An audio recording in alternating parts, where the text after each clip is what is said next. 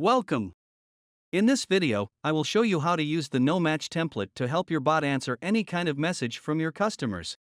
As you know, WhatsApp bots are built with items that are triggered with specific keywords.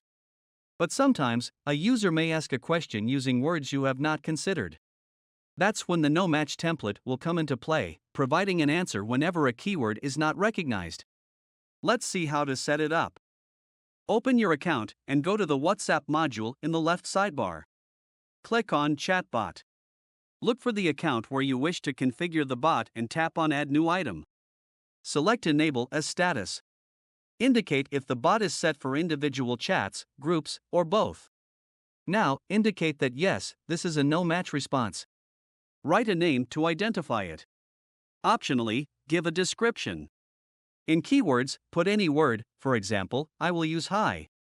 As the no match template is on, this will make no difference. Ignore the next bot action field and scroll down directly to the caption box.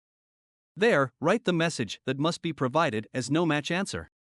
For example, you can indicate the user to contact your support team or wait for a human agent. Optionally, you can add an image to accompany it. You could also turn on the AI button and instead of a message, train an artificial intelligence to answer whenever the no match is triggered. Check the corresponding tutorials for detailed instructions. Finally, if you wish to give your bot a more human-like feel, you can add a delay and make WhatsApp show the user that the answer is being typed. For this, select Typing in Presence Delay and indicate how many seconds should it wait before responding. If you do not wish this feature, just leave it in 1 and select the Disable option.